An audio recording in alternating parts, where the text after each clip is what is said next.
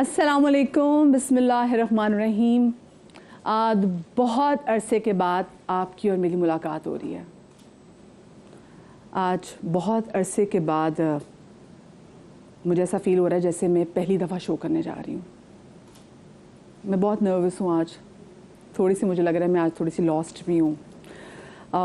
जिसकी एक बड़ी रीज़न ये है कि for the very first time in my life, ये मैं वाकई आपसे कह सकती हूँ कि आज जो चीज़ होने जा रही है वो वाकई मेरी ज़िंदगी में पहली दफ़ा होने जा रही है। वो इस वजह से क्योंकि आज का जो शो है वो मेरी मदर की डेथ के बाद मेरा पहला शो है। मेरी अम्मी ने मेरे हर शो के बाद मुझे कॉल की है और जब तक वो ठीक थी, और वो मुझे बताती थी कि आज मैंने क्या बोंगियाँ मारी हैं। और अक्सर घर में ऐसा होता था कि जब अम्मी मुझे डांट भी रही होती थी ना, तो अम्मी मुझे कहती थी खबरदार अभी टीवी पे ना बता देना। ये निसार हर बार टीवी पे बता देती है। हाँ, अगर हम इसको डांटे टीवी पे बता देती है कि मेरी अम्मी ने मुझे ये कहा है, मेरी अम्मी ने ये कहा है। और भाई मेरी अम्मी खुद भी तो आपके सामने ही है। मैंने जब से मॉर्निंग शोज़ करना शुरू किए हैं, मेरी अम्मी लाइव शो में मुझे कॉल करके डांटती नहीं आप लोगों के सामने ही। चाहे वो रैश ड्राइविंग पे बात हो, चाहे वो कोई शादी के वाले से कोई बात हो, किसी भी बात पे अम्मी ने मतलब ऐसे बिल्कुल अनफिल्टर्ड रही है ना। मेरी कोई फ़िल्टर तो अम्मी को था ही नहीं। So but I am sure कि अम्मी ऊपर से मुझे देख रही हैं और कहते हैं ना कि वालिदैन तो दुनिया से जाके भी दुनिया से नहीं जाते। अभी ये बहुत जल्दी है मेरे लिए, क्योंकि अभी मेरी अम्मी की डेथ को 3 हफ्ते भी नहीं हुए। और मैं अपने चैनल की बहुत शुक्रगुजार हूँ कि मेरे चैनल ने मुझे इतना टाइम दिया। और मेरा चैनल अभी भी मुझे कह रहा था कि मदिहा आप और टाइम ले लें, बिकॉज यू नो थोड़ा सा वक्त लगता है बेहतर होने में। हाँ, बट मुझे लगता है कि मुझे हील होने में मेरा ये शो मुझे बहुत हेल्प करेगा। Because my mother use to love my show, she use to watch my show. और जितने मैंने एंटरटेनमेंट के शो समा पे किए हैं, चाहे वो अभी मैं इन 2 सालों 1-1.5 साल की बात करूँ या उससे पहले जब मैं समा पे थी, she use to love it.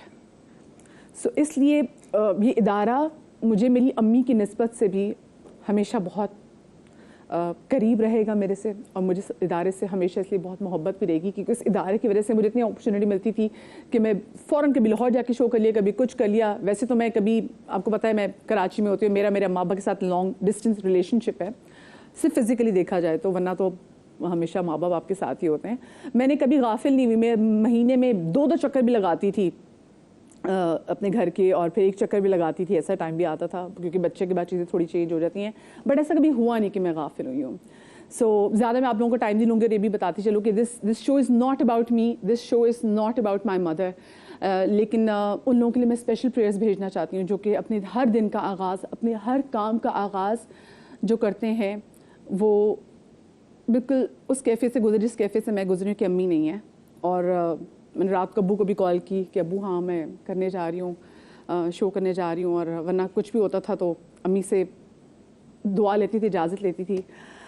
लेकिन इस बार जब मैं लाहौर से आई for the very first time, exactly मैं आपको बता रही हूँ ना, बहुत सारी चीज़ें ऐसी पहली बार हुई मेरी ज़िंदगी में जो आपके साथ शेयर कर रही हूँ। तो पहली बार ऐसा हुआ कि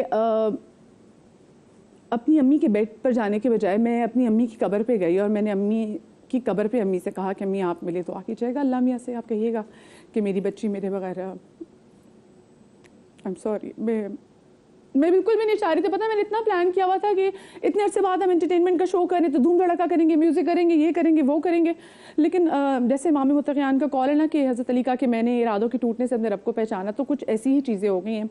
लेकिन आई एम श्योर कि मेरी वो बहुत सारी माएँ जो मुझे इस टेलीविज़न के थ्रू देख रही हैं, आप लोग मेरे लिए ज़रूर दुआ करेंगे। और प्लीज़ मेरे से थोड़ी बहुत कोई बात ऊपर नीचे हो जाए, क्योंकि देखें ना अल्लाह पाक ने तो हज़रत मूसा से भी कहते थे कि मूसा आप संभल के।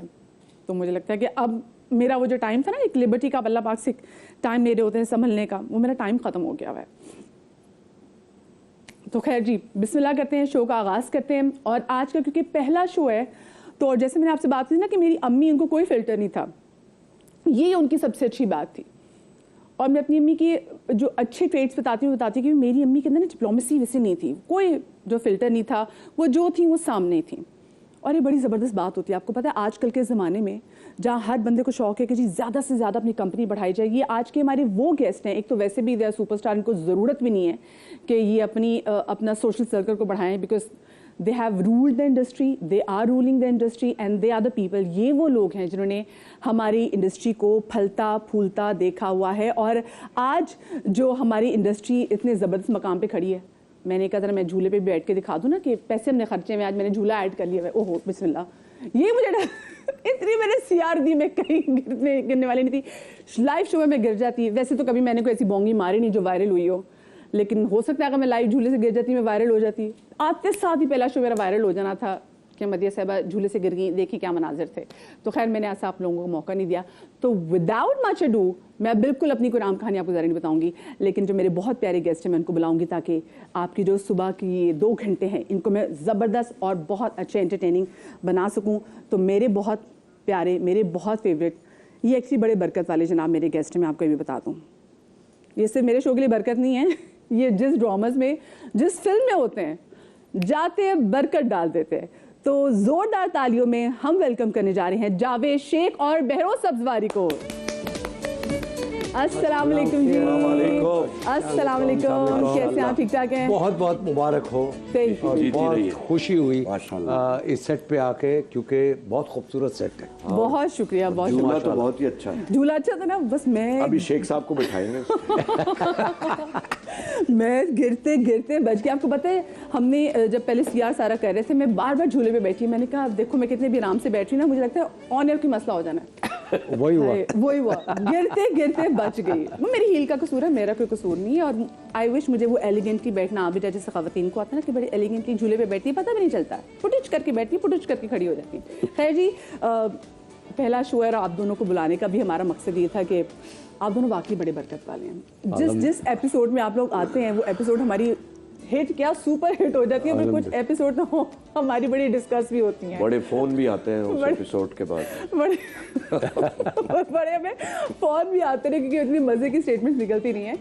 लेकिन हमारे बहुत ही प्यारे, और आपको पता है तो गर्मियों का महीना है, तो जून शुरू हो गया। वह सबसे पहले तो मुझे बताएं कि इस बार तो ये जो जून का महीना है, गर्मियों का महीना, क्योंकि बच्चों की वेकेशंस भी हैं, ये शुरू हो गई हैं। क्या प्लान है आपका जून में? बच्चों के साथ को आपने प्लान किया हुआ है? कुछ नहीं है। हर दफ़ा ये कोशिश होती है कि एक तो रमज़ान में काम करना मुश्किल होता है रोज़े के साथ, और फिर ऊपर से अगर गर्मी है डबल हो जाता है। तो वो आज तक नहीं हुआ। हर साल ये कहते हैं, प्लान करते हैं कि अगले साल हम नहीं करेंगे। इस साल भी बहरोज़ भी इसी तरह बिजी है और मैं भी उसी तरह बिजी हूँ, डे नाइट। और आप अंदाज़ा करें कि ये 40, 42, 45 डिग्री गर्मी में फील लाइक शूटिंग करते हैं। फील लाइक बिल्कुल मैं भी कहने लगी थी। हाँ, तो वो उसमें ना एसी चल सकता है जब हम शूट कर रहे होते हैं, ऊपर से लाइट्स होती हैं, बड़ा प्रॉब्लम है, बहुत प्रॉब्लम है। हम ये कहते हैं, लोग कहते हैं बड़ी आराम वाली ज़िंदगी है ये, वो आके हमें काम करता हुआ देखे। मैंने तो बल्कि वो बर्फ़ के साथ हाथ टॉवल रखे हैं जो हर 5 मिनट के बाद वो रखता हूँ। अच्छा, ये फोर्ड करते थे, कौन सा मेकअप करना होता है, स्किन इनकी कारें मार रही होती है ना। ये मैंने इनको आते साथ कहा, मैंने कहा इतना क्यों आप लोग चमक रहे हैं, चले जाके फौरन हल्का सा मेकअप करवा लें।